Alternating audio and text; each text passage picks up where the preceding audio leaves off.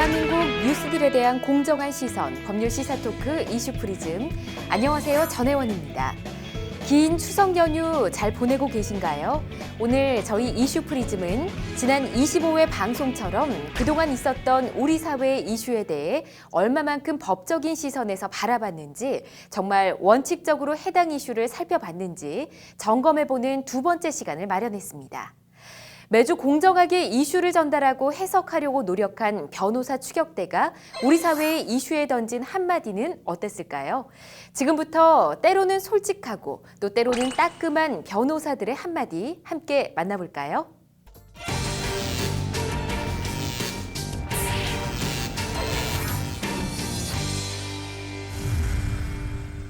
이렇게 혼란스러워진 이유를 좀 하나씩 짚어볼까요? 예, 뭐 이유야 뭐 여러 가지가 있겠지만 뭐 크게 두 가지로 정리할 수 있지 않을까 생각하는데요. 네. 첫 번째는 이 건강, 이 생존에 관련된 문제라는 거죠. 이 뭐 온 국민이 아시겠지만 이 계란이라는 게 정말 우리가 밥처럼 언제든지 먹는 그 생필품과 관련된 식품 아니겠습니까? 배고플 때 계란 하나 먹어도 참 그렇죠. 든든하잖아요. 예. 그리고 단순하게 생각해봐도 우리 이제 아침에 이제 편안하게 뭐 토스트나 계란으로 간단하게 때우시는 분들도 많고, 뭐 김밥에도 당연히 들어가는 것이고요. 다이어트 하시는 분들은 또 이 달걀만 드시는 분들도 맞아요. 있죠. 운동하시는 예. 분들. 그쵸? 그리고 뭐 냉면, 떡볶이 뭐 이런 곳에 당연히 들어가는 재료가 되고 있고요. 네. 뭐 심지어는 빵 반죽에도 이 계란이 빠질 수가 없기 맞아요, 때문에 맞아요. 우리가 어떤 방식으로든 섭취할 수밖에 없는 먹거리, 그러기 때문에 분노가 더 크다라고 생각됩니다. 네. 계란에도 살충제를 쓰는지 저는 몰랐거든요, 사실은. 이게 계란을 낳는 닭들이 그러니까 좁은 공간에서 이제 키워지다 보니까 이곳에는 닭 진드기 같은 해충들이 많이 서식을 하게 되는데요. 닭 진드기. 네. 예. 이런 진드기를 없애기 위해서 살충제가 이용되었다고 합니다. 네. 그렇군요. 그런 이런 살충제 성분이 이번에 계란에서 뭐 기준치를 초과해서 검출이 됐다는 거죠, 그러면. 근데 이 기준치 초과 범위도 뭐 농장마다 차이가 있는데 20배를 넘는 곳도 있었다고 합니다. 네. 아, 20배 넘게 검출이 됐다고요? 네. 너무 심각한 거 아닌가요? 정말 심각한 거죠. 네. 네. 앞서 뭐 첫 번째 요인으로 우리 건강에 해를 끼친다라는 요인을 하나 꼽아주셨잖아요. 예. 근데 두 가지 요인이 있다고 하셨거든요. 두 번째는 뭘까요? 예, 뭐 신뢰에 대한 일종의 배신감. 우리가 느끼는 배신감. 예, 특히 이번에 이제 분노를 샀던 것 중에 하나가 뭐 일반 계란도 문제지만 그 친환경 인증 제품. 여기서도 이 살충제 성분이 검출됐다는 것에 맞아요. 있습니다. 그래서 이 친환경이라는 그 마크 때문에 더 비싼 값을 주고 이 구입을 하게 되거든요. 특히 이제 아이를 둔 부모들께서는 더욱더 그럴 텐데요. 이 도대체 이 친환경, 유기농 이걸 판매하는 판매자는 물론이고 이 해당 작품에 인증 마크를 붙여준 네. 이 국가기관 이건 도대체 뭘 하고 있었느냐 이런 분노가 또 하나 있습니다. 맞습니다. 불실 인증을 해준 것 같다는 느낌도 줄 수가 없는데 이 민간 업체들 처벌을 해야 되는 거 아닌가요, 변호사님? 예, 두 가지 문제를 한번 살펴봐야 될 텐데요. 첫 번째는 이 인증업체를 어떻게 처벌할 것인가. 예. 두 번째는 이 살충제를 사용한 농가에 대해서는 또 어떤 처벌이 있을 것인가 이 문제인데요. 네, 양쪽 다 처벌해야 될것 같아요. 예, 먼저 인증업체의 경우를 보면 정부가 이제 앞으로 어떻게 행동하는지를 살펴볼 필요가 있긴 합니다만 예. 과거의 사례를 놓고 보면요. 그 부실 인증으로 적발됐던 업체의 경우에는 4개월간의 업무정지 처분을 내린 적이 있습니다. 그래서 해당 업체에 대해서는 법적으로는 아마 업무정지 처분이 내려질 것으로 이제 보여지고요. 예. 그다음에 두 번째 이제 살충제를 사용한 농가 처벌 이것이 문제되는데요. 지금 현재 이게 뭐 많이 벌어진 일이 아니기 때문에 다양한 의견들이 나오고 있습니다. 예. 하지만 이 식품위생을 담당했던 경찰, 검찰의 의견을 좀 들어보면 그 현재 이 축산물위생관리법은 닭에 사용 금지된 살충제를 뿌려서 살충제 계란을 생산한 농민, 네. 이 농민에 대해서는 그 형사적 책임을 묻기에는 좀 어렵지 않느냐라는 의견이 대세인 것 같습니다. 그러니까 현행 축산물위생관리법 상으로만 봤을 때는 좀 처벌이 힘들다 이런 예, 거예요. 예. 근데 뭐 어떤 뚜렷한 이유가 있나요? 법 규정을 한번 봐야 되겠죠. 예. 그 현행 축산물위생관리법은 축산물이 위해하다는 사실을 알고도 회수를 하지 않을 경우, 그러니까 회수하지 않은 경우, 그다음에 위해 물질이 포함되어 있다는 사실을 알면서도 사용하거나 판매했을 때 이 처벌하도록 규정이 되어 있는데요. 자, 이번에 그 살충제 계란 같은 경우를 한번 보면 그 농민들이 이 위해 성분에 대해서 알지 못한 상태에서 이런 살충제를 사용했을 가능성이 높거든요. 뭐 농민들은 뭐 인터뷰 내용 같은 걸 보면 뭐 이 진드기에 잘 듣는 약 좀 보내달라 이렇게 주문을 했더니 어떤 약품이 와서 그 약품을 그냥 사용했다. 뭐 그 약품에 설명서도 아무것도 없었고 뭐 경고 문구도 없고 했기 때문에 우리는 뭐 이게 큰 문제 되는지 모르고 오히려 구석구석 열심히 뿌렸다는 거죠. 그렇죠. 예. 진드기 없애려고. 예, 그렇다면 이렇게 위해 사실을 모르는 상태에서 살충제를 사용한 농민을 처벌하기는 좀 어렵다. 이런 얘기가 되는 거고요. 그렇기 때문에 이제 이번 계란 파동에 있어서만큼은 오히려 그 정부 당국의 시스템 관리 소홀 이것이 더 큰 문제가 아니냐라는 지적입니다. 사실 사건 사고가 터졌을 때 이걸 어떻게 수습하고 해결하느냐가 중요한 문제잖아요. 근데 이번에 계란 사태가 터진 이후에 국민들에게 이런 진실을 보도하는 과정에서 많은 실망스러운 점이 있었습니다. 첫 번째 문제는 문제가 터진 이후에 이제 전체 농가에 대한 전수조사를 할 때 부실조사가 있었던 게 아닌가 하는 의문점이고요. 네. 그리고 두 번째 문제는 그럼 이렇게 계란이 문제가 생겼으면은 어떤 계란을 먹어도 되고 어떤 계란은 먹으면 안 되는지에 대해서 국민들한테 정확하게 알려줘야 되잖아요. 근데 이런 난각 코드와 관련해 가지고도 사실상 입법상의 미비점이 있었다는 점이 발견되어서 문제점을 인식하고 있는 겁니다. 네. 첫 번째가 지금 부실 조사라고 말씀해 주셨는데 어떤 점이 문제가 되는 건가요? 사실 이 난각 코드라는 것이 생산된 지역과 농장을 확인할 수 있는 코드인데요. 식별 부호인 난각 코드가 존재하지 않거나 중복된 사례가 계속돼서 발견이 되었습니다. 이번 조사를 통해서요? 네. 왜냐하면 실제로 18일 정북 김천시 한 농가에서 식별부호를 찍지 않은 계란이 유통했다고 적발을 했고요. 그리고 강원도 초랑군 소재 경기도 지역 식별부호인 08번을 사용했던 문제점도 있었습니다. 강원도인데 경기도 네. 부호가 08이잖아요. 그걸 사용했다는 거예요? 강원도는 원래 09번을 해야 되거든요. 네, 근데 경기도에 08번을 잘못 사용한 왜 거죠. 그랬을까요? 심지어 또 서로 다른 두 개의 농장에서 같은 식별부호를 사용해서 또 문제가 제기됐거든요. 네. 아무래도 계란 관리에 전체적으로 문제가 있었던 것이 이번 사건을 통해서 밝혀진 것 같습니다. 네.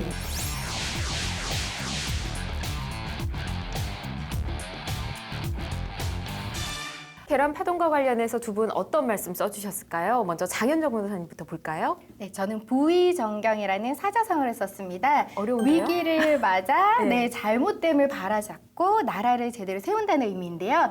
사실 먹거리 문제 정말 기본권에 관련된 문제가 아닐 수 없습니다. 이번 사태를 계기로 해서 국민들의 먹거리에 더 이상 문제가 생기지 않도록 국가는 매우 신중하게 신경을 써줬으면 좋겠습니다. 네. 국가의 책임이 있다라는 네. 말씀이시고요. 이 변호사님은 간단하게 쓰셨어요. 네, 공존이라고 썼는데요. 네. 지금 닭하고 인류는 서로 공생관계에서 서로 같이 살아가는 관계에 있거든요. 비단 닭뿐만이 아니라 뭐 돼지나 소와 같은 다른 가축들도 고기를 제공하면서 인류와 더불어 살아가고 있는데 열악한 사육 환경, 정말 비참할 정도의 사육 환경에서 이 가축들이 생산되고 있거든요. 이게 단순하게 어떤 생산품이 아니라 이들도 생명이기 때문에 이들의 생명도 존중하는 인류의 따뜻한 마음이 아니고서는 결국엔 우리가 그들 때문에 고통받는 시기가 올 수도 있다라는 점을 좀 명심하는 계기가 됐으면 하는 바람입니다.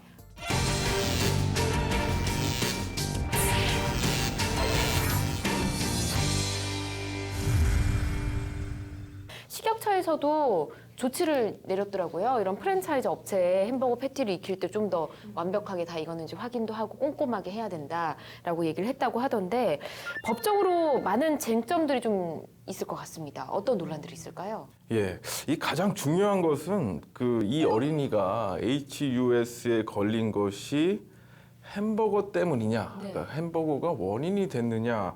이것을 밝히는 것이 되지 않을까 싶습니다. 좀 중요한 질문인 것 같습니다. 제일 핵심인 것 같아요, 그게. 예, 두 가지 큰 쟁점을 나눠볼 수 있는데 두 가지 어떤 게 있을까요? 우선 첫 번째 쟁점부터 살펴보면요. 이 햄버거병, 이 HUS에 걸린 어린이가 이제 햄버거를 먹고서 두세 시간 뒤에 이제 복통을 느껴서 네. 이제 병원에 갔고 거기서부터 이제 증상이 심각해져서 지금 아주 중환 상태에 이르게 됐는데요. 이 전문가들이 얘기하는 HUS의 그 발병 시간이 예. 24시간에서 48시간이라고 합니다. 시간 차가 굉장히 많이 나네요. 이제 그렇기 때문에 이제 그 맥도날드 측에서 이거는 햄버거 때문이 아니라 이런 반박이 이제 가능한 부분이 되는 건데요. 네. 자, 그래서 이제 의료계에서도 이제 의견이 분분합니다. 그래서 그 두세 시간 내에 발병했기 때문에 이제 전에 축적돼 있는 사례들과는 좀 다르다라는 반박이 있고요. 네. 하지만 이제 몇몇 전문가들은 그 시간이 절대적인 것이 아니라는 취지의 반박을 하고 있습니다. 그러니까 예를 들어서 균이 상당히 많이 들어갔다면은 그 발병 시간이 무의미하다는 것이고요. 균이 많이 들어갔다면. 예. 그다음에 이게 사람마다 많은 차이를 보이는 경우가 있기 때문에 네. 이 사례가 일반 사례와 조금 다르다고 해서 이 사례는 아니다라고 단정 지을 수는 없다는 거죠. 맞아요. 막 예. 같이 뭐 회를 먹어도 한 명만 뭔가 안 좋은 질환에 걸리고 저 이런 경우를 직접 봤거든요. 그러니까 비슷한 경우일 수 있을 거라는 생각은 듭니다. 이게 첫 번째 쟁점이고요. 또 두 번째 쟁점 있잖아요. 예, 두 번째 쟁점은 이제 왜 이 아이만 이런 병이 생겼느냐라는 네. 취지의 이제 반박인데요. 그 고소를 당한 그 맥도날드 측에서 이제 얘기를 하는 것은 이제 그날 아이가 먹은 제품이 한 300개 정도가 팔렸다고 합니다. 그런데 이렇게 많이 팔렸는데 왜 이 패티만 덜 익었고 이 아이만 이런 병이 생겼느냐라는 반박이고요. 그다음에 이제 주로 햄버거병으로 얘기가 되는 것은 이제 소고기인데 네. 이 제품은 이제 돈육, 그러니까 돼지고기로 만든 제품이다 이런 반박이 있습니다. 아, 그렇다면 아까 곽 변호사님이 말씀해 주신 내용에서는 이 HUS가 소고기, 소를 통해서 감염이 되는 걸로 알고 있었는데 지금 돈육이라고 그랬잖아요. 혹시 소고기가 아닌 다른 것에서도 HUS가 발병된 사례가 있나요? 예, 뭐 결론부터 말씀드리면 이게 꼭 소고기만 원인이 되는 것은 아니라고 합니다. 그래요? 예, 예. 그래서 다른 음식으로부터 감염된 사례도 있고요. 다만 이 덜 익은 소고기 패티가 햄버거병으로 이제 유명한 것은 맞고요. 예. 이제 심지어 이제 과거 독일에서는 고기가 아닌 이제 채소가 햄버거병의 원인으로 지목되기도 했습니다. 네. 예, 지금 전문가들이 얘기하는 바로는 이 균이 음식에 감염되면 모두 이제 가능성이 있다 이런 의견을 얘기하고 있습니다. 만약에 뭐 어쨌든 여러 가지 조사를 통해서 이 프랜차이즈 햄버거 업체가 문제가 있었다라고 결론이 밝혀진다면 어떤 법적 책임을 또 물게 되잖아요. 예, 그럼 말씀하신 대로 이제 만약에 이제 업체 측의 과실이 발견될 경우를 예. 말씀을 드리면 일단 뭐 형사상의 책임이 따릅니다. 이런 음식을 제조해서 소비자에게 판매하는 회사는 안전하고 뭐 문제 없는 제품을 소비자에게 공급해야 될 주의 의무가 있습니다. 예. 이런 의무를 위반해서 제품을 공급한 것이기 때문에 과실이 있다고 볼 여지가 있고요. 또 이러한 행위들을 업무상으로 하고 있기 때문에 결론적으로 형사 책임을 묻게 되면 업무상 과실치상 이 책임을 묻게 될 가능성이 높습니다. 예. 물론 이건 이제 과실 경우고요. 그다음에 이제 민사상 책임을 져야 되는데요. 이제 아이가 이제 평생 어떤 장애를 가지고 치료를 받아야 되는 상황이기 때문에 그거에 따른 뭐 일실소득이라고 하는데요. 이 경우는 뭐 노동능력 상실률이 거의 뭐 100%에 가깝기 때문에 맞아요. 예, 뭐 상당한 정도의 일실소득을 산정할 수 있을 것 같고, 그다음에 이런 장애로 인한 고통 등을 감안한다면 위자료도 상당히 책정될 것 같아서 외국의 사례에 비례하면은 뭐 형편없겠지만 수억 원대의 보상금을 받을 수 있는 상황이라고 생각됩니다. 피해자 쪽에서 식품위생법 위반으로 고소를 했다고 들었습니다. 이제 네. 식품위생법에 보면은 위해 식품을 이제 판매하는 경우에 그거에 이제 해당하는 이제 형사처벌 규정과 또 행정적인 제재가 이제 규정이 되어 있는데요. 네. 만약에 이게 인정이 되는 경우에는 그러니까 식품 잘못된 오염된 식품, 불량한 식품 이런 것들이 만약에 인정이 되는 경우에는 이제 그 해당 패티들을 전량 이제 폐기 처분 배분하도록 규정이 되어 있고요. 또 영업이 제한, 또 나아가서는 영업 취소가 또 될 수도 있습니다. 그리고 당연히 이제 징벌적으로 이제 과태료 처분도 받게 될 거고요. 그리고 아까 말씀드린 대로 형사처벌 규정도 되어 있고 양벌 규정이 있어요. 그렇기 때문에 종업원 개인뿐만 아니고 맥도날드 본사도 같이 형사처벌을 받게 될 수도 있습니다. 민사적 손해배상은 아까 이 변호사님이 잘 말씀을 해주셔서 그렇다면 우리가 해외 사례를 좀 비교를 해봐야 될 것 같습니다. 어떤가요? 외국에는 이제 뭐 징벌적 손해배상 뭐 이런 것들이 있어서 우리하고는 전혀 다른 차원의 수준이 많이 차이가 나는 사례들이 나오는데요. 2000년에 이제 미국 위스콘신주의 이제 한 프랜차이즈 매장에서 발생한 사건의 경우를 예로 들어보면 이 식당을 다녀간 학생들이 이제 같은 HUS에 감염된 사례가 있습니다. 당시에 이제 4명의 아이가 이제 판명을 받았는데요. 3세 어린이 1명이 끝내 사망한 사건이 있었습니다. 예. 그래서 이제 위스콘신 그 보건부에서 조사를 해본 결과 이 아메리칸 푸드 그룹이라는 곳에서 공급한 생고기가 조리 과정에서 오염이 됐다 이런 것이 밝혀져서요. 사망자 유가족들을 포함한 피해자들에게 155억 원의 합의금이 지급된 사례가 있습니다. 만약에 맥도날드 측의 과실이 없다라고 판단되면 피해 아동의 부모님들께서 입을 피해는 혹시나 없을까 이런 걱정도 좀 되고요. 뭐 역으로 고소를 당할 수도 있는 거잖아요. 이 부분은 어떻게 보면 될까요?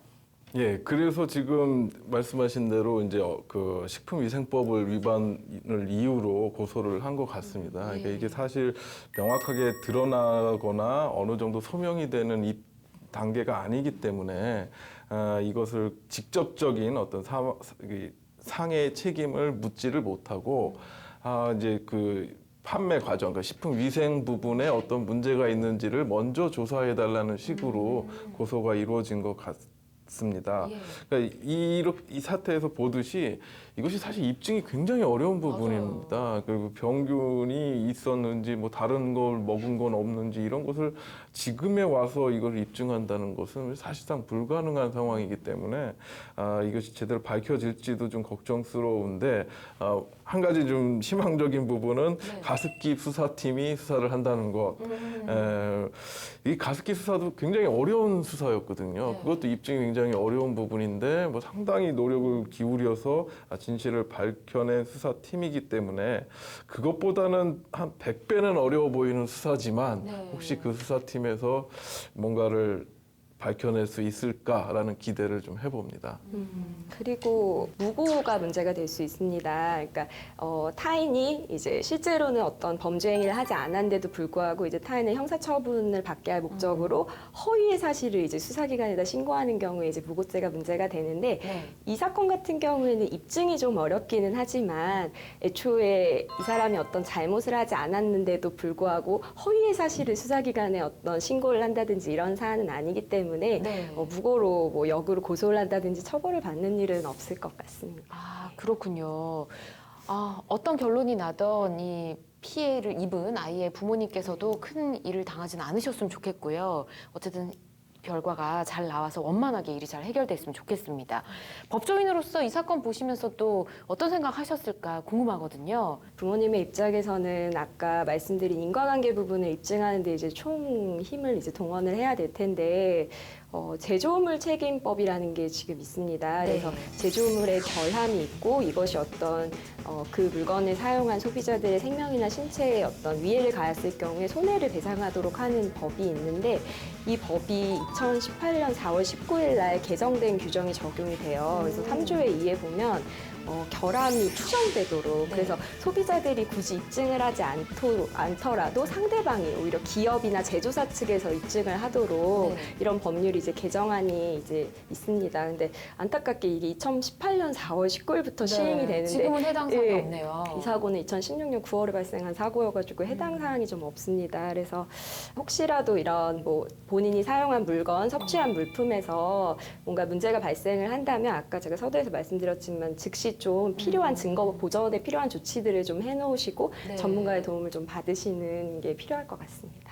법을 떠나서 그 가장 현재 시급한 문제는 곽 변호사님 말씀하신 증거 보존의 문제거든요. 그러니까 증거만 보존해 놓으면 어떻게든지 입증할 기회가 생기는데 그 일반인들이 전혀 이걸 보존해야 된다는 생각을 할 수가 없습니다. 그래서 특별히 이 먹거리 분야, 또 아이들이 먹는 음식과 관련해서는 증거 보존을 좀 손쉽게 할 수 있는 제도나 기관이 좀 만들어져야 되지 않을까라는 생각이 듭니다. 그래서 정확한 기관에서 정확한 조사로 진실을 확인할 수 있다면 그 많은 국민들이 그 햄버거 때문에 이렇게 걱정할 필요가 없잖아요. 예. 그래서 이런 문제들은 좀 더 제도적으로, 조직적으로 좀 해결이 됐으면 하는 바람입니다. 예.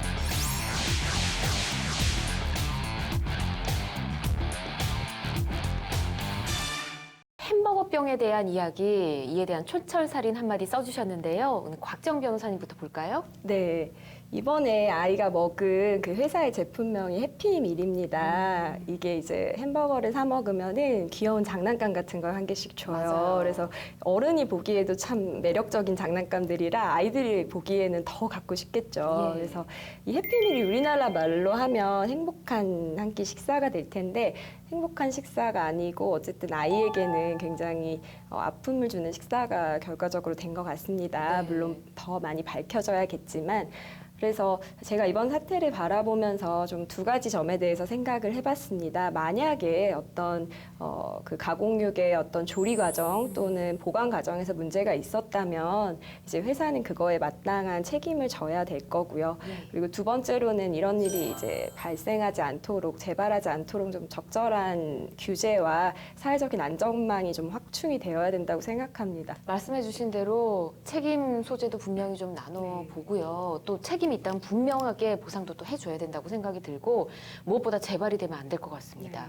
누구나 다 모두가 다 해피할 수 있는 그런 때가 왔으면 좋겠고요. 이성원 변호사님은 책임 소재를 분명히 가릴 수 있는 제도적 조사 방법들이 마련돼야 될 것 같습니다. 그래서 일단 뭐 식품에 관한 문제가 생긴다면 신속하게 증거를 보존할 수 있는 조치가 취해져야 될 것 같습니다. 근데 지금 현재 우리 국회의원들께서는 정치적인 문제만 좀 논의하고 뭐 보이콧하고 서로 뭐 어울리지 않고 이런 문제들이 생기는데 진정으로 국회의원들이 해야 될 부분은 바로 이런 법들을 제정하고 또 논의하고 보완하는 문제 아니겠습니까? 그래서 너무 정치적으로만 흐르고 있는 현재의 상황이 안타까워서 이 어린 아이의 사건을 두고 이런 생각을 해봤습니다.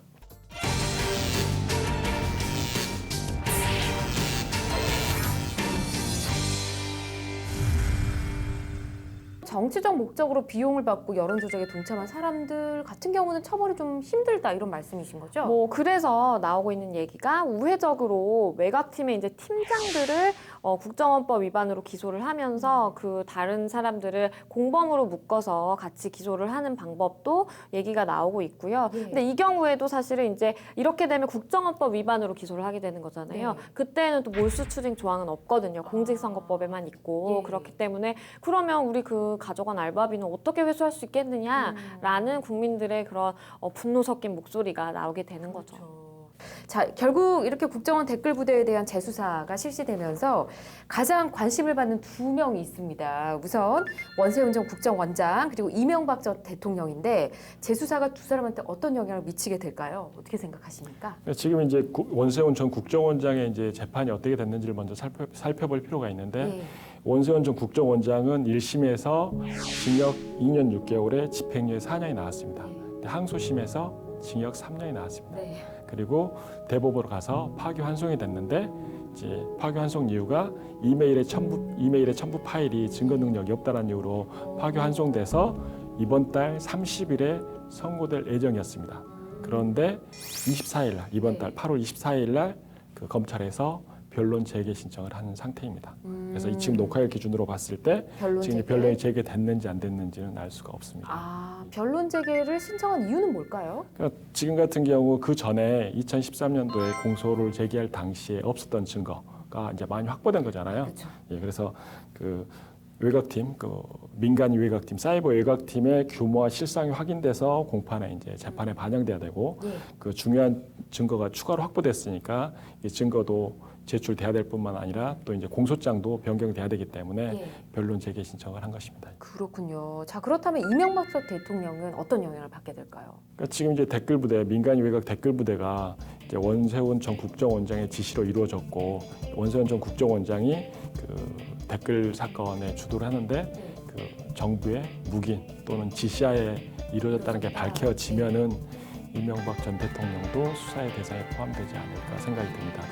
이제 수사가 어떻게 되냐에 따라서 네. 이명박 전 대통령이 수사 대상에 포함되냐 안 되냐는 결정될 것 같습니다. 네, 이렇게 4, 5년간 지속되고 있는 진실 싸움, 국정원 댓글 사건과 최근 시작된 재수사에 대해서 이야기를 좀 나눠봤습니다.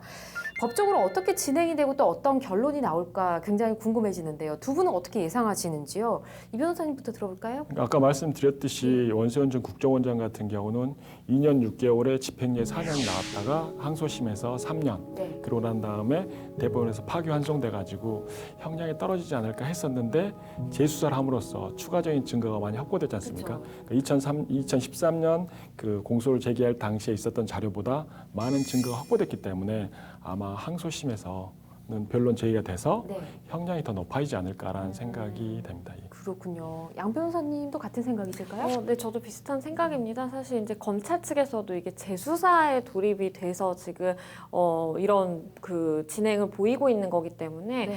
굉장히 이제 작심하고 지금 수사를 하고 기소를 그렇죠. 하고 재판에 임하고 있는 거거든요. 예. 그렇기 때문에 변론 제기를 신청한 것도 어떤 무기가 있기 때문에 그걸 위해서 변론 제기를 굳이 신청을 한 걸로 저는 보입니다. 그래서 항소심에서 뭐 결과는 사실 두고 봐야 알겠지만 네. 어쨌든 검찰 쪽에서 무언가를 좀 의미 있는 무언가를 내놓지 않을까 싶고요. 그리고 이런 댓글 부대가 있다는 것 자체가 굉장히 좀 충격적이고 일반 그렇죠. 국민들 입장에서는 사실 굉장히 좀 슬픈 얘기잖아요. 지금 같은 시대에. 그렇죠. 그렇기 때문에 모쪼록 빨리 마무리가 돼서 선고가 나와서 형량을 살아야 되는 건 뭐 살고 이렇게 결론이 좀 빨리 나왔으면 좋겠습니다. 네.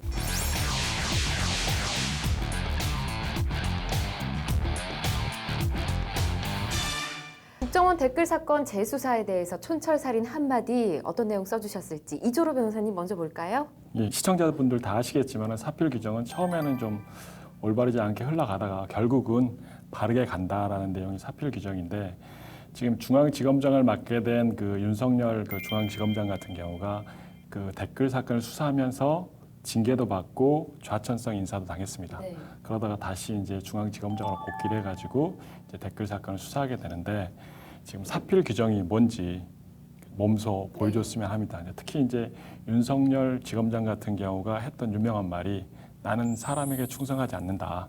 그렇기 때문에 사람에게 충성하지 않고 그 실체적 진실을 밝혀서 어떤 게 옳은 것인지를 정확히 보여줬으면 하는 바람이 있습니다. 네, 부당한 지시에는 응할 수 없다라는 말을 하셨더라고요. 예. 그래서 사필 규정에 따라 좋은 결론을 내주셨으면 좋겠고, 자 이번에는 양 변호사님 어떤 내용인가요? 저는 네. 댓글의 자유라고 적어봤는데요.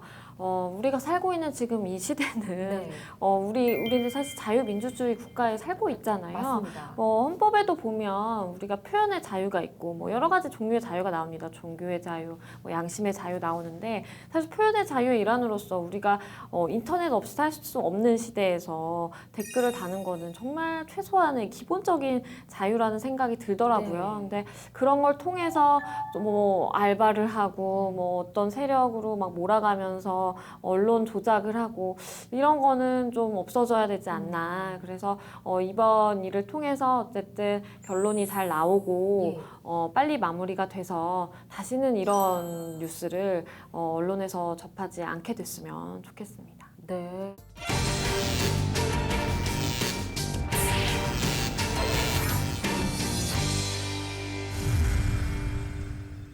이 분노 조절장애 왜 생기는 걸까요?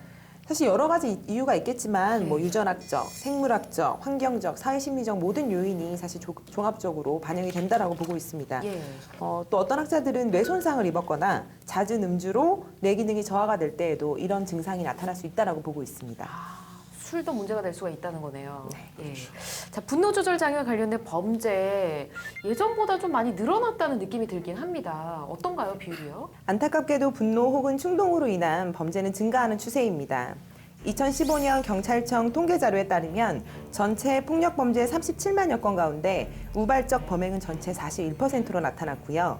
국민건강보험공단에 따르면 충동 조절 장애 환자가 2007년 1,660명에서 2011년 3,015명으로 2배나 가까이 증가했다라고 합니다. 전체 폭력 범죄 37만여 건 중에 41%면 약 14만 8천, 굉장히 많네요. 네네. 근데 이런 분노 조절 장애로 인해 범죄가 발생을 한다. 처벌이 어떻게 될까 궁금하거든요. 사실 처벌에 그다지 반영이 되지는 않습니다. 아, 그래요? 이게 심신미약으로 약간 책임을 감경을 받는 면이 있기는 하지만 네. 심신미약 정도라고 또 판단이 되기는 또 그렇게 많이 인정된 사례가 많지가 않고 또 그것도 더욱더 줄어드는 추세가 아닐까 생각이 듭니다. 예. 근데 요즘은 이런 사건들이 워낙에 많기 때문에 좀 반영이 돼야 되는 게 아닌가 싶은데 김현성 변호사님 어떻게 생각하세요? 예, 그 아까 말씀하신 대로 사실 법리적으로 본다면은 사물을 변별할 능력이라든지 판단 능력이 떨어지잖아요. 그렇기 때문에 이게 술 마신 거 똑같아요. 술 마시면 떨어지가지고 사실은 처벌을 좀 더 경하게 받아야 될 것 같거든요. 술 지속적으로 마시는 것도 예. 영향이 있다면서요. 그 본인이 이제 판단을 못하니까 예. 그러니까 비난 가능성이 적어진다 이래서 경하게 또는 감경해야 될 것 같습니다만 네. 실제로는 그걸 감경해주지 않습니다. 왜냐하면 술 마신 경우도 마찬가지예요. 술 마신 경우도 우리가 이제 원인에 있어서 자유로운 행위라고 있어서 예. 술 마시기 전에 자기가 예를 들면 술 마시면 뭐 폭력에 섭벽이 있다든지 도벽이 있다든지 하는 경우에는 자기가 술을 안 마셔야 되는 거예요. 그런 것처럼 미리 예를 들면 본인도 이를테면 이게 잘 모르긴 하지만 분노가 조절 안 된다는 걸 들어서 알 거단 말이에요. 예. 그러면 그런 부분들 좀 스스로 조심하려고 노력이 굉장히 필요하다는 것이죠. 그래서 그 부분 뭐 분노 조절 장애 있다고 해가지고 어떤 뭐 감경을 해준다든지 하지는 않습니다. 그리고 과거에 우리 보면 범죄가 우발성 범죄가 있어요. 예.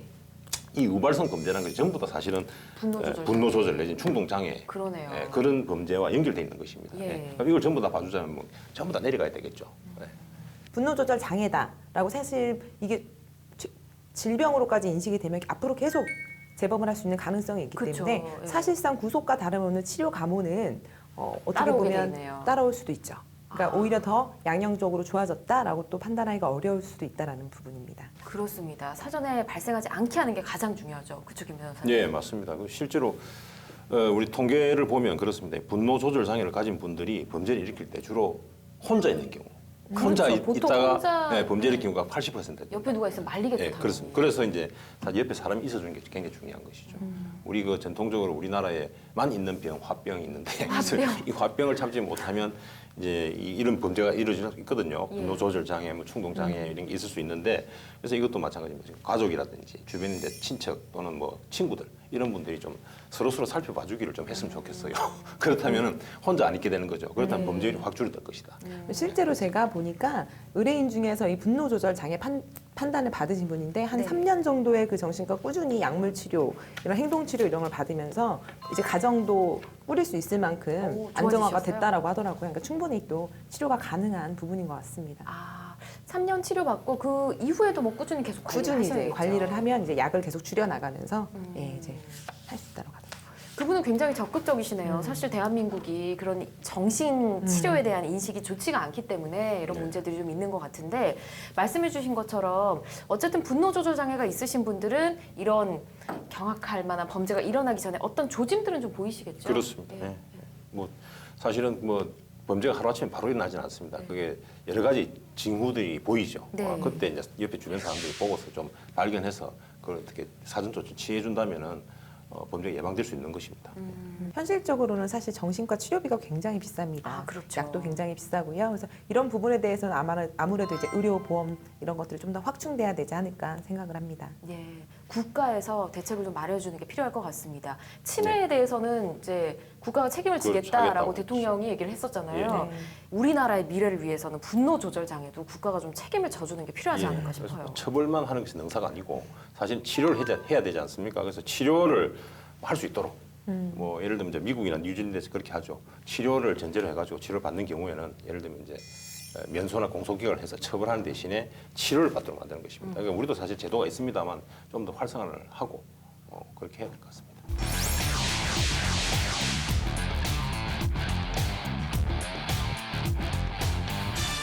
써주신 단어 이제 보도록 하겠습니다. 송윤 변호사님 먼저 볼까요? 사실 뭐 분노, 스트레스 이런 것들은 현대인한테 있어서 다 만병의 근원인 것 같고 예. 누구나 사실 겪을 수도 있는 사실 질환이거든요. 뭐 부끄럼 없이 이게 적극적으로 정신과에서 또 치료를 받을 수 있도록 하는 게 좋을 것 같고 국가도 이것들에 대해서 적극적으로 의료 정책을 시행했으면 합니다. 사회가 경쟁이 더 심해질수록 이런 문제들은 더 심각해질 것 같다는 생각이 듭니다. 말씀해 주신 대로 병이다, 치료받아야 된다 생각하시고 혹시나 이런 증상이 있다면 병원 가시는 게 좋지 않을까 이런 생각을 해봅니다. 자, 이번에는 김현성 변호사님. 예, 저는 당군 신화를 적었습니다. 우리 당군 신화를 보면 곰이 동굴에 들어가서 100일 동안 쑥과 마늘을 먹고 인내하죠. 예. 그래가지고 나중에 사람이 됩니다. 호랑이는 나가잖아요. 호랑이는 참지 못하고 나가죠. 예. 근데 자기 예를 들면 분노나 충동을 참지 못한 거죠. 나갔는데. 그래서 우리는 전부 곰의 후손들이잖아요. 네. 따지고 보면 우리는 다 형제예요, 형제. 그래서 이제 옆에 어떤 그런 장애를 겪고 있거나 한 사람도 다 우리 형제다라는 좀 생각을 가지고 좀 관심 있게 봐주기 하는 그런 사회 연대감, 사회 연대 의식 이런 것들 좀 더 고취했으면 좋겠다라는 생각을 가집니다.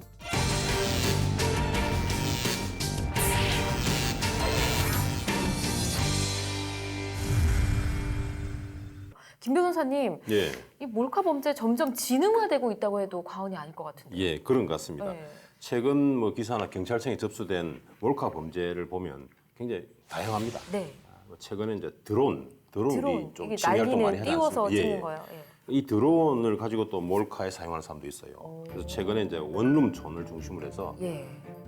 몰카 문제를 드론을 통해서 이렇게 촬영한 뭐 그런 경우가 늘고 있다고 합니다. 그래서 대전에서는 실제로 이러한 범죄에 대응해서 훈련도 하고 있다고 합니다. 드론은 생각도 그렇습니다. 못했네요. 아니 무슨 촬영을 하면서 아니 높은 층에 있으신 분들은 높다는 이유만으로 좀 편하게 입고 옷이나 복장들을 할 수가 있는데 이건 뭐 그렇습니다. 드론을 생각하면 그렇게 있으면 안 되겠다는 생각이 듭니다. 이게 기술 발전이 꼭 좋은 건 아니네요, 변호사님. 예, 그리고 또 뭐 그 외에도 또 있습니다. 우리 뭐 지하철 같은 데서 몰카 이런 거 많이 이제 하지 않습니까? 네. 그런 게 많이 있는데 그 외에도 사실은 또 얼마 전에 이런 일도 있었습니다. 여성의 어떤 신체를 이제 몰카한 거죠. 몰래 촬영한 사진들을 갖다가 홈페이지에 올려놓고 네. 그다음에 이제 그러면 이제 사람들이 많이 모여들지 않겠습니까? 예. 그때 성매매 업소를 배너 광고를 넣는 겁니다. 그렇게 해가지고 약 14억 원 정도를 그 홍보 뭡니까 그 배너 광고 비용으로 챙긴 일당이 사실은 또 경찰에 붙잡히기도 했죠. 그래서 말씀하신 대로 사실 우리 기술 발전이 우리 인류에게 주는 굉장히 편의도 많습니다. 그래서 우리가 누리는 것도 많이 있습니다만 또한 최근에 들어서는 굉장히 우리가 톡톡한 대가도 치르고 있다라고 생각하고 있습니다. 그렇군요. 거기 뭐 광고에 이용된 여성들은 자기가 모르는 새 찍힌 사진들이 다 이용이 됐다는 거잖아요. 그렇습니다. 14억 원이면 너무 어마어마한 것 같습니다. 일단 이런 범죄들이 이제 절대 우리 안심하면 안 되겠다라는 생각이 들고요. 근데 모든 것들이 처벌이 좀 약하기 때문이지 않을까 하는 생각도 들거든요. 실제 그런 지적들이 많습니다. 한 행위에 비해서 또 피해자들의 정신적 고통이 상당히 오랜 기간 그렇죠. 이게 지속되는 거에 비해서 처벌은 너무 약하지 않냐. 자살 충동까지 예, 느낀다고 맞습니다. 하더라고요. 지금 관련된 법률이 성폭력 범죄의 처벌 등에 관한 특례법입니다. 24조에 따르면 몰래카메라를 촬영하고 또 유포하는 사람 같은 경우에 5년 이하의 징역 또 1,000만 원 이하의 벌금에 처해지게 됩니다. 그런데 이제 실제로는 이렇게 강도 높은 처벌이 이루어질 것처럼 규정은 되어 있지만 정작 10명 중에 7명 정도는 벌금이라든지 집행유예를 받는 수준에 그치고 있습니다.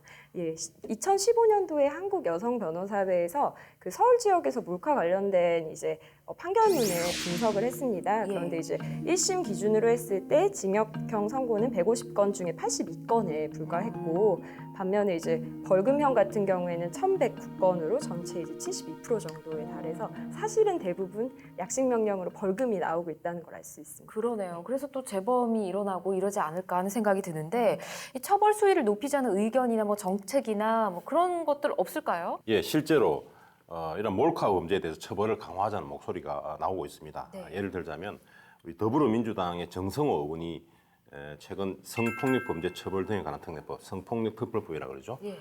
요 개정안을 지금 내놨습니다. 그 개정안 내용에 따르면은 촬영한 신체가 어느 부위든 관계없이 다른 사람의 신체를 성적 대상으로 삼아서 도둑 촬영, 몰래 촬영한 경우에는 카메라 등을 이용한 범죄, 그러니까 범죄가 성립하도록 규정하고 있는 것입니다. 예, 그럼 현재는 뭐 좀 다른가요? 뭐 예. 이게 신체 부위에 따라서 뭔가 그렇습니다. 기준이 좀 달라요? 현재는 신체 부위가 좀 한정돼 있어요. 그래서 뭐냐면 가슴이나 엉덩이 등 성적 상징성이 이제 확연한 부위, 이 부위를 사진 찍은 경우에만 촬영한 경우에만 이제 범죄를 할 수 있는데 지금은 그걸 이제 확대한 것이죠. 그래서 어떤 부위든 관계없이 성적 대상으로 해서 이제 도찰한 경우의 다 처벌하게 되는 것이죠. 그래서 이때 촬영 행위를 하면 법정형을 3년 이하의 징역 또는 3천만 원 이하의 벌금, 그리고 유포하지 않습니까? 형이 더 강합니다. 법정형이 5년 이하의 징역 그리고 5천만 원 이하의 벌금에 처하도록 그렇게 강화하는 쪽으로 이제 개정안이 지금 제출돼 있습니다. 그렇군요. 지금 뭐 몰카 삭제 관련한 내용은 뭐 이렇게 정부에서 추진을 하고 있다라고 얘기를 했는데 이 처벌을 강화하는 법 개정은 없을까요? 예, 뭐 전혀 없는 건 아니죠. 최근에는 이제 휴가철 되기 전입니다. 휴가철 시작하는 무렵에 7월 18일이죠. 그때 정부가 국무회의에서 네. 화학적 거세 대상, 이제 그동안에 이제 아동, 청소년, 강간 등의 어떤 살인죄 또는 살인치사죄, 강도 강간죄 이런 범죄자들에 대해서 이런 범죄자에 대해서만 화학적 거세를 했는데 이번에 이제 몰카범을 추가하는 그런 일부 개정안을 이제 법률의 일부 개정안을 지금 의결을 했죠. 그렇군요. 그래서 그렇다고 해서 뭐 몰카범이라서 무조건 다 화학적 거세가 되는 것은 아닙니다. 예.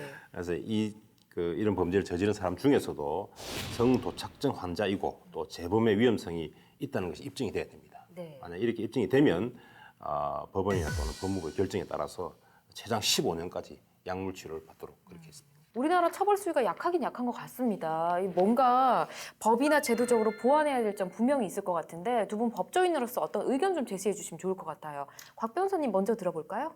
아까 변호사님이 얘기해 주신 것처럼 지금 현재 이게 특정한 부위를 촬영을 해야지만 성폭력범죄 처벌 등에는 특례법으로 처벌이 되고 있습니다. 현재 그렇잖아요. 그렇죠. 예. 그래서 스키니진 있죠. 예. 여성들이 입는 쫙 타이트한 붙는 바지요. 청바지 스키니진을 입은 여성의 하체를 44번 촬영한 남성 같은 경우에 그래서 무죄가 나왔어요. 그 이유가 바지를 입고 있었고 다리 부분이기 때문에 그것이 네네. 어떤 성적 욕망이나 수치심을 유발할 수 있는 사례가 되게 어렵다라는 취지였고요. 또 실제로 지하철역에서 이제 여성의 치마 내부를 촬영하고 이런 케이스들도 뭐 초범이거나 반성하고 있다는 취지로 선고 유예가 그러니까 실제로는 벌금형이지만 그 선고를 유예하겠다 해서 사실상 형사처벌을 받지 않는 네. 그런 사례들도 많이 발생하고 있습니다. 그렇기 때문에 아까 개정안 같은 경우에는 이 부위가 문제가 아니고 어떤 촬영자의 의도가 사실 중요하다고 보기 때문에 조금 더 처벌이 강화될 수 있지 않을까라는 생각이 들고 또 법에 한 가지 맹점이 있는 게 이런 영상을 업로드하고 배포하는 사람은 분명히 처벌하는 기준이 있는데 이거를 다운로드 받고 구매하는 매수자에 대한 처벌 규정은 또 없어요. 안 되죠. 근데 이게 또 안타까운 게 사실 이런 영상을 몰래카메라 영상을 누군가 구입하기 때문에 사실 또 이게 만들어지는 거잖아요, 아까도 계속해서. 14억 정도의 범죄 수익이 있었다고 말씀하신 것처럼 이걸 다운로드 받는 거에 대해서도 어느 정도 이게 반복된다면 좀 규제 조치가 필요하지 않나라는 생각도 해봤습니다. 맞아요. 반드시 필요할 것 같습니다. 김현석 변호사님도 할 말 많으시죠? 예, 사실 좀 더 근원적으로 우리가 이제 이게 성범죄라든지 이제 성에 관한 어떤 교육과 문화, 교육이 이제 좀 더 어릴 때부터 좀 잘 이루어져야 되겠고, 그래서 그것이 문화로 정착이 돼야 되는 것이지 이게 처벌을 계속 강화한다고 해서 이게 없어질 것 같지는 않아요. 왜냐하면 우리 핸드폰 같은 경우 지금 그 촬영할 때 찰칵 소리가 나지 않습니까? 그런데 우리 국내 이제 휴대폰 그런데 아마 아이폰 같은 경우는 소리가 아마 없을 겁니다. 해외 휴대폰은 소리가 그렇죠. 안 나더라고요. 그러니까 그런 해외 휴대폰을 쓰는 사람들 내지는 이제 해외 이제 예컨대 뭐 아이폰이 미국이라 치면 미국 사람들은 이제 몰카를 찍지 않느냐라는 그럴 수 있잖아요. 그러니까 그게 문제가 되지 않거나 또는 그렇다는 얘기거든요. 그래서 그거를 보면 특히 우리나라 사람들이 특별히 몰카를 많이 찍는지 이제 그렇게 볼 수도 있는 거예요. 그렇겠네요. 그렇죠. 그래서 그렇다면 아니 좀 더 예민하고 우리가 그렇다면 사실은 이제 이게 사진 찍을 때 찰칵 소리 나는 것도 있고 그다음 동영상 같은 촬영할 때도 지금 소리가 뭐 처음에만 나는데 소리가 중간중간에 예를 들면 5초 단위로 소리가 계속 난다든지 뭔가 그런 형태로 다시 조금 더 이렇게 주변에 있는 사람들 알 수 있도록 그렇게 함으로써 이제 범죄가 좀 예방되거나 중간에 중단될 수 있도록 하는 그런 조치를 좀 취하는 것도 필요할 것 같고요. 뭐 근원적으로는 결국은 우리 성에 대한 또 성범죄에 대한 어떤 교육이 이제 훨씬 더 강화해야 된다. 그래서 그것이 문화로 정착돼야 되는 것이 더 큰 과제라고 생각합니다.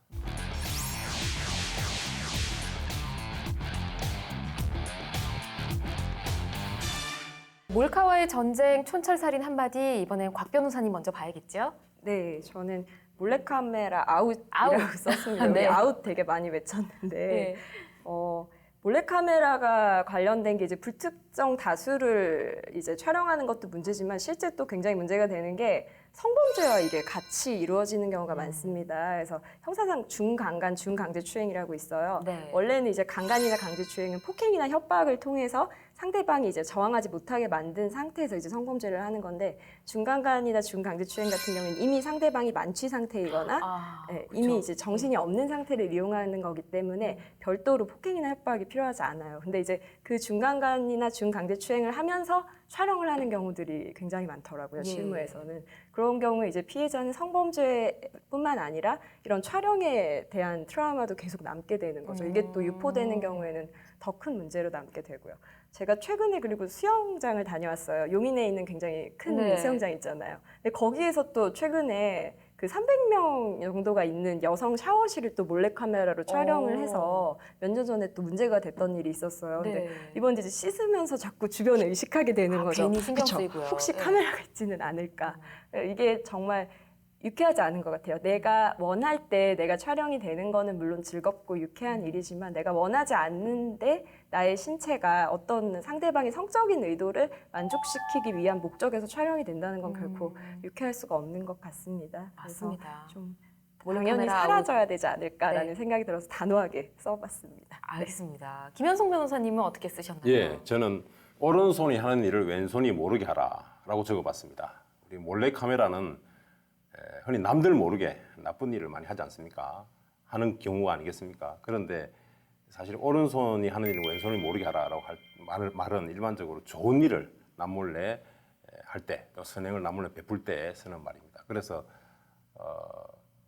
몰래카메라처럼 나쁜 일을 남몰래 하지 말고 좀 좋은 일 남몰래 좀 하자라는 취지에서 오른손이 하는 일을 왼손이 모르게 하라라고 적어봤습니다.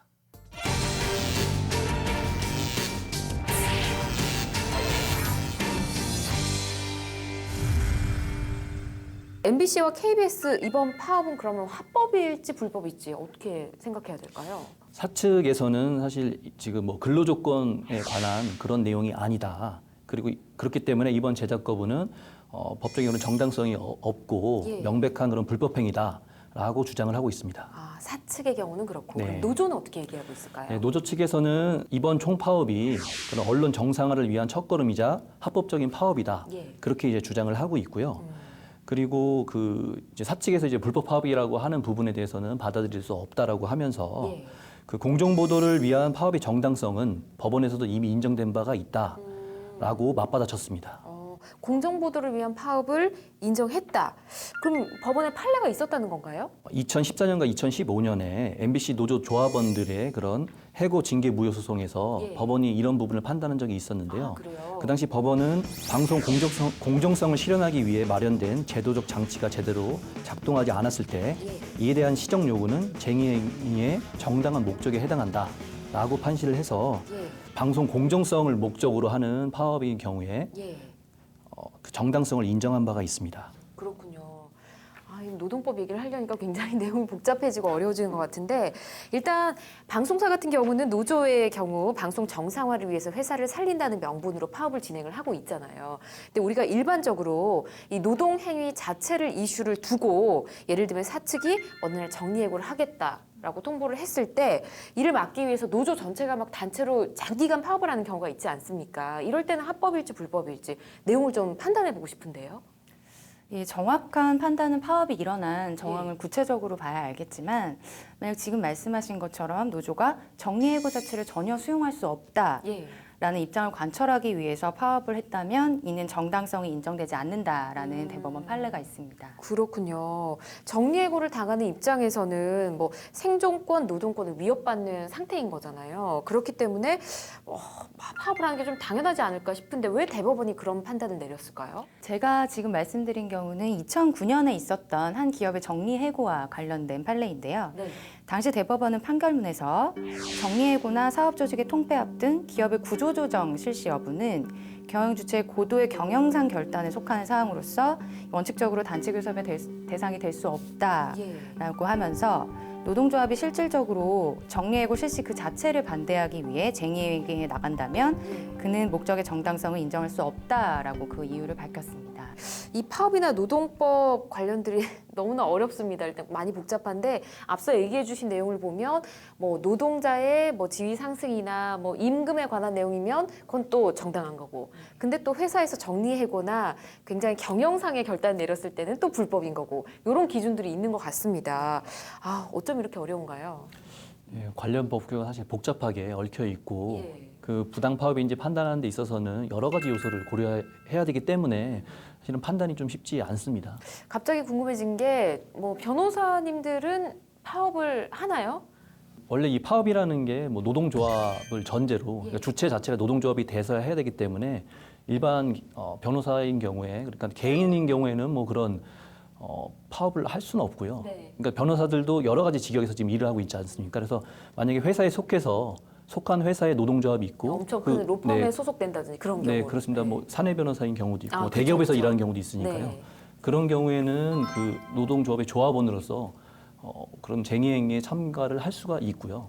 그리고 뭐 또 다른 측면에서 보면 뭐 공무원으로 일하는 경우도 있는데 공무원 같은 경우는 그 공무원 노조법에, 그러니까 5급 이상의 공무원은 노동조합에 가입할 수 없도록 또 제한을 두고 있습니다. 그렇군요. 그래서 5급 이상은 고위 공무원인 경우에는 예. 사실 뭐 그런 쟁의행위를 할 수가 없게 되는 거고요. 그러니까 결론적으로 말씀드리면 뭐 변호사라고 해서 뭐 다른 취급을 받는 건 아니고요. 네. 일반인과 똑같이 그 속해 있는 집단에 따라서 그 할 수 있는 여부가 결정된다고 보입니다. 그렇군요. 일단 KBS, MBC 노조 파업에 대해서 저희가 첫 번째 이슈로 이야기를 많이 나눠봤는데 법적으로만 본다면 정당한 파업이라고 생각을 하시는지 전 변호사님부터 의견 들어볼까요? 네, 일단 절차를 준수했다고 하면 결국은 이 파업 정당성 여부는 그 목적이 정당한지에 따라서 결정이 될 거라고 보입니다.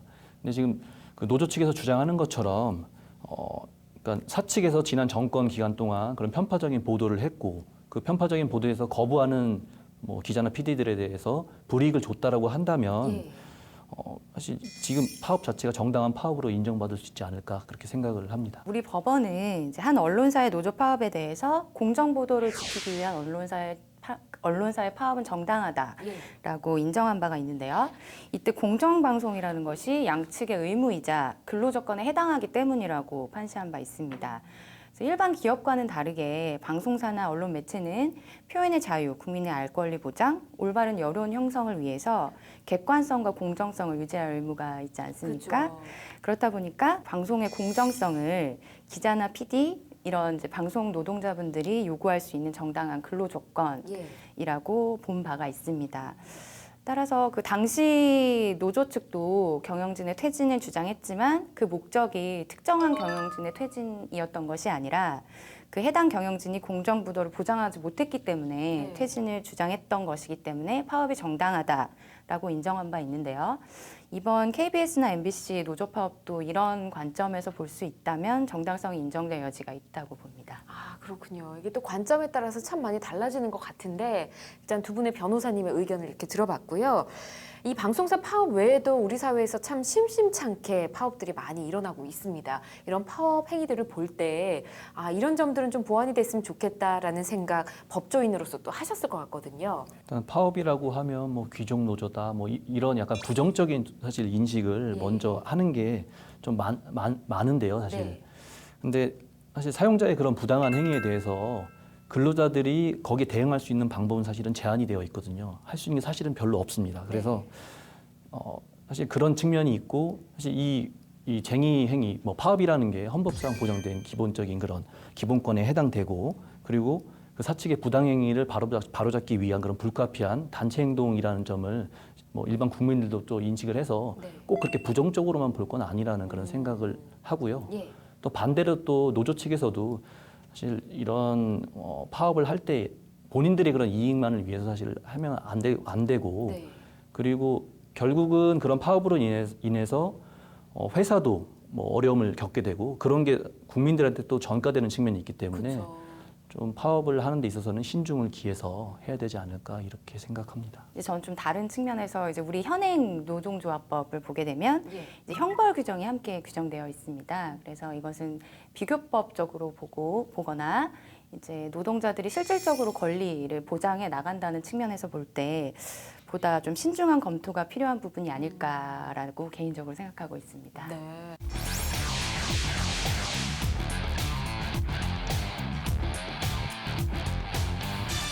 이슈 준비하신 전승대 변호사님 먼저 봐야겠죠? 어떻게 쓰셨나요? 네, 저는 언론의 독립성 및 공정성 확보라고 이렇게 적었는데요. 네. 그 MBC 노조 측에 따르면 사측이 지난 이명박, 박근혜 전 대통령 시절부터 편파 보도를 하고 사실 그 편파 보도에 대해서 좀 반발하는 사람들이나 그런 기자들은 현장에서 배제를 했다고 합니다. 예. 근데 이렇게 사실 언론사가 정치적 독립성과 그런 공정성을 잃게 되면 국민들로부터 사실 외면받을 수밖에 없는데요. 그 MBC와 KBS 이번 파업을 통해서 사실은 위기이지만 또 그걸 기회로 삼아서 그 국민들로 하여금 그런 신뢰를 다시 회복하는 그런 기회가 됐으면 하는 바람으로 이렇게 적었습니다. 네, 알겠습니다. 윤 변호사님은요? 예, 저는 이제 패는 칼보다 강하다라고 적었는데요. 다들 아시겠지만 언론이나 정보의 전달은 폭력보다 사람들에게 미치는 영향이 지대하다라는 의미가 될 텐데요. 우리 민주주의 사회에서 국민의 눈과 귀가 되는 언론의 중요성은 누구도 부정할 수가 없을 겁니다. 네. 그래서 이런 공정한 언론과 함께 우리 민주주의 사회가 성숙해 나갈 수 있도록 다 같이 노력하자는 의미에서 이런 문구를 적어봤습니다. 법률적인 시선을 통한 원칙적인 시사 분석, 법률 시사 토크 이슈 프리즘. 오늘은 2017년 그동안 우리 사회에 있었던 이슈들에 대해 이슈 프리즘의 변호사 군단이 법이라는 원칙적인 측면에서 잘 바라봤는지 또 시청자분들께 잘 전달해 드렸는지 정리해보는 시간을 가져봤습니다. 저희는 앞으로도 시청자분들에게 우리 사회의 이슈에 대해 다양한 정보와 시각을 제공하기 위해서 원리, 원칙에 입각해 바라보는 자세를 잃지 않을 것을 약속드리면서 오늘은 여기서 인사드리겠습니다. 다음 시간에는 다시 대한민국 이슈와 저희 변호사분들과 함께 냉정한 시선을 가지고 돌아오겠습니다. 감사합니다.